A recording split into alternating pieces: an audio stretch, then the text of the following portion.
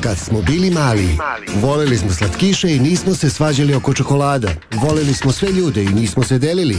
Voleli smo da živimo i znali smo da živimo. Želeli smo mnogo, a sigurno smo dobili najlepše uspomene.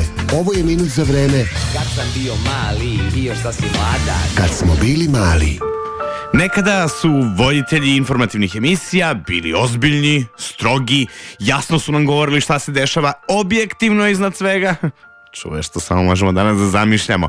I naravno, bili su ljudi, imali su toplinu i jako često su mogli da budu viđeni i u nekim normalnim ljudskim situacijama, u nekim drugačijim emisijama, na primer zabavnog tipa. Oliver Mlakar, Mićo Orlović,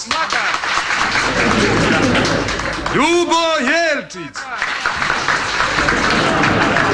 Znate šta, pošto nemamo mnogo vremena, vreme emisije odmiče, ja ću odmah prereći na prvo pitanje. Molim vas, kada je i gde održan prvi...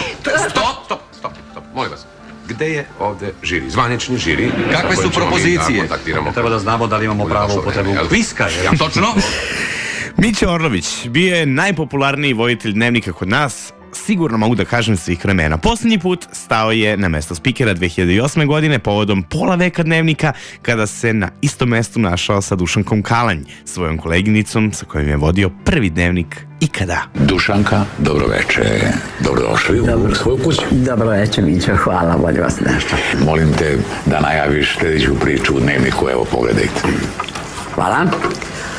Kroz istoriju televizije Beograd mogla bi se čitati istorija posleratne Jugoslavije, njenog raspada i samostalne državnosti Srbije. Ali slušajte te glasove, kako je to moćno zvučalo, kako je to dobro zvučalo. Nisi tada mogao da dobiješ posao preko veze.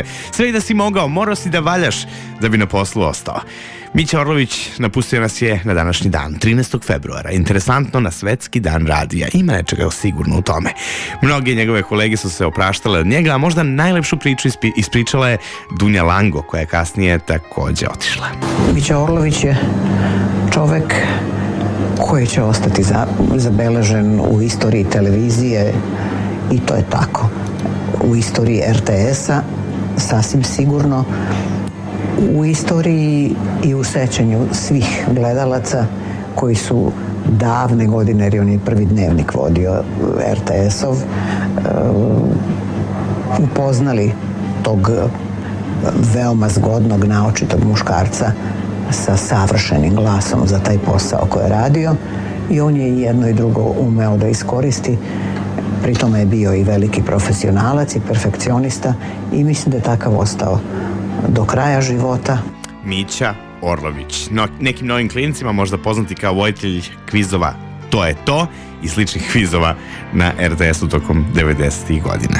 Mića Orlović, čovjek koji nas je naučio zašto medije treba da volimo, a koji će, nadamo se, neke sadašnje novinare i buduće novinare naučiti kako se na medijima i radi.